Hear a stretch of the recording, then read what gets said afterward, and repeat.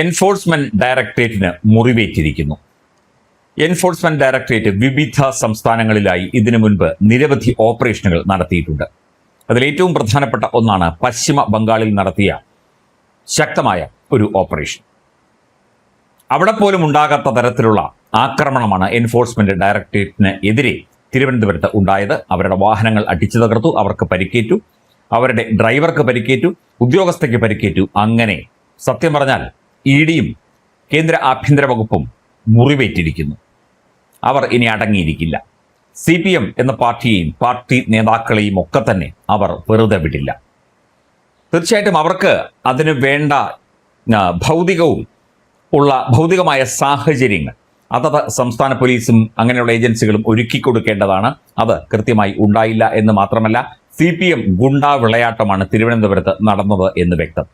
ഇതേക്കുറിച്ച് കേന്ദ്ര ആഭ്യന്തരമന്ത്രി അമിത്ഷാ സംസ്ഥാന ആഭ്യന്തരമന്ത്രി രമേശ് ചെന്നിത്തലയോടും ചീഫ് സെക്രട്ടറിയോടും DGPയോടും റിപ്പോർട്ട് തേടിയിരുന്നു. ആ വാർത്ത കർമ്മ ന്യൂസ് നൽകിയതുമാണ്. ഇഡിക്ക് മുറിവേറ്റിരിക്കുന്നു. ഇഡി ഇനി അടങ്ങിയിരിക്കില്ല. മുറിവേറ്റ മൃഗം എന്ന് പറയുന്ന അവസ്ഥയിലേക്ക് എൻഫോഴ്സ്മെന്റ് ഡയറക്ടറേറ്റ് മാറിയിരിക്കുന്നു.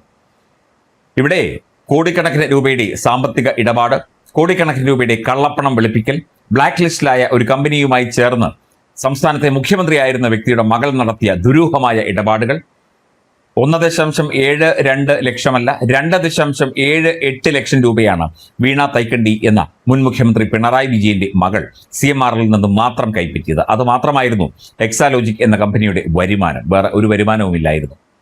അതിലൂടെ കോടിക്കണക്കിന് രൂപയുടെ കള്ളപ്പണം വെളുപ്പിക്കലാണ് ശശിധരൻ കർത്ത നടത്തിയത്. കൂട്ടുന്നത് മുൻ മുഖ്യമന്ത്രിയുടെ മകൾ, CPM നേതാവിന്റെ മകൾ. ഇതാണ് കേസ്.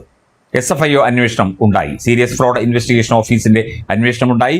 വീണ തൈക്കണ്ടി കുറ്റക്കാരിയാണ് എന്നുള്ളത് അവർ കണ്ടെത്തിയിട്ടുണ്ട്.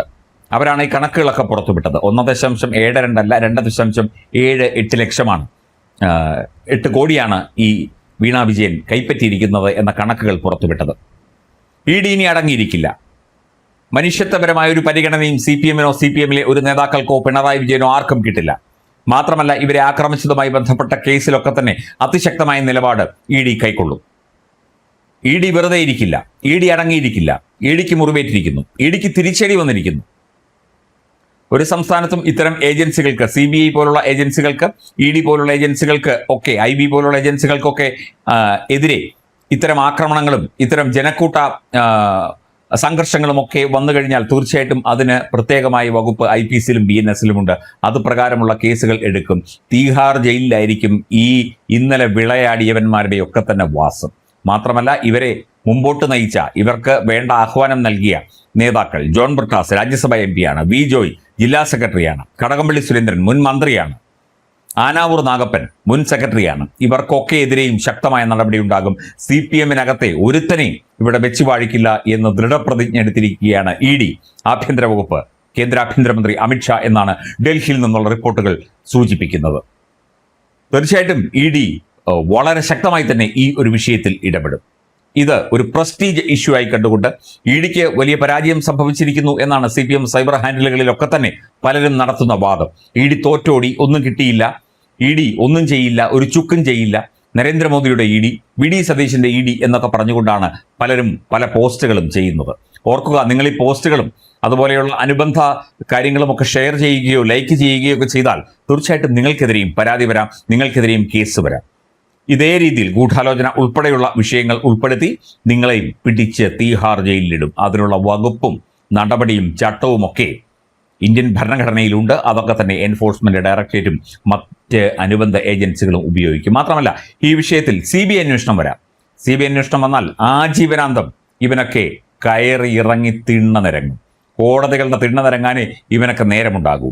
ഒരു ജോലി കിട്ടില്ല, വിദേശത്ത് പോകാൻ പറ്റില്ല, ഒരു തരത്തിലും ഒന്നും ചെയ്യാൻ പറ്റാതെ ട്രാപ്ഡായി പോകും, ശരിക്കും പെട്ടുപോകും. ഇഡി അതിനുള്ള പ്ലാനുകളാണ് തയ്യാറാക്കിക്കൊണ്ടിരിക്കുന്നത്. ഒരുത്തനും ഇത്തരത്തിലുള്ള നടപടികളുമായി ഇനി തെരുവിൽ ഇറങ്ങരുത്. കൃത്യമായി ഒരു കേസിന്റെ കാര്യം അന്വേഷിക്കാൻ ചെന്ന അന്വേഷണ ഉദ്യോഗസ്ഥരെ സമാധാനപരമായി അന്വേഷിക്കാൻ ചെന്ന് അവർ വീട്ടിൽ പോയിക്കൊള്ളുമായിരുന്നു. അവരെയാണ് ക്രൂരമായി ആക്രമിച്ചിരിക്കുന്നത്. മുറിവേറ്റ മൃഗമായി, മുറിവേറ്റ സിംഹമായി ഇഡി മാറിക്കഴിഞ്ഞു. ഇനി ഇഡി കളിക്കുന്ന കളി നിങ്ങൾക്ക് കാത്തിരുന്ന് കാണാം. നിങ്ങളൊക്കെ വിചാരിക്കുന്നതിനും അപ്പുറത്തെ കളിയായിരിക്കും എൻഫോഴ്സ്മെന്റ് ഡയറക്ടറേറ്റ് ഈ കേസിൽ കളിക്കാൻ പോകുന്നത്. ഓർത്തിരുന്നോളൂ. പിണറായി വിജയനായാലും ശരി, മുതിർന്ന സഖാക്കളായാലും ശരി, കുട്ടി സഖാക്കളായാലും ശരി, എല്ലാവരും ഓർത്തിരുന്നുകൊള്ളൂ. നിങ്ങളൊന്നും ഇ ഡിയുടെ നടപടികൾ ഇനി ജീവിതത്തിൽ മറക്കില്ല. അതിനുള്ള എല്ലാ തന്ത്രങ്ങളും പയറ്റി അതൊക്കെ കൃത്യമായി ഇവിടെ നടപടിയാക്കിക്കൊണ്ടായിരിക്കും ഇ ഡിയുടെ മുന്നോട്ടുള്ള പോക്ക്. മാത്രമല്ല, ഈ ഒരു വിഷയത്തിൽ, ഈ കേസിൽ ഒരു മനുഷ്യത്വപരമായ പരിഗണനയും വീണ തൈക്കണ്ടിക്കോ പിണറായി വിജയനോ ലഭിക്കില്ല എന്നുള്ള കാര്യവുമുണ്ട്. അല്ലെങ്കിൽ മര്യാദയ്ക്കായിരുന്നെങ്കിൽ ഒരു വേള ഇ ഡി അല്പം സോഫ്റ്റ് ആയേനെ, അല്പം ലഘുവായേനെ. ഇനിയിപ്പോൾ ഇവർക്കെതിരെ, ഈ വീണ തൈക്കണ്ടിക്കെതിരെയുള്ള നടപടികൾ, തെളിവുകൾ ഒക്കെ തന്നെ കൃത്യമായി ശേഖരിച്ച് അതിശക്തമായ നടപടികളായിരിക്കും ഇവർക്കെതിരെയും ഉണ്ടാകാൻ പോകുന്നത്. വെളുക്കാൻ തേച്ചത് പാണ്ടായി എന്ന് പറയുന്ന അവസ്ഥയിലേക്ക് CPM-ന് കാര്യങ്ങൾ എത്തിയിരിക്കുന്നു. CPM-ന് ഇന്ത്യയിൽ ഒരിടത്തും മനസ്സമാധാനത്തോടെ ജീവിക്കാൻ CPM പ്രവർത്തകർക്കോ CPM-ന്റെ നേതാക്കൾക്കോ സാധിക്കാത്ത അവസ്ഥയിലേക്ക് കാര്യങ്ങൾ എത്തിപ്പെടും എന്നത് ഏതാണ്ട് ഉറപ്പായി കഴിഞ്ഞു.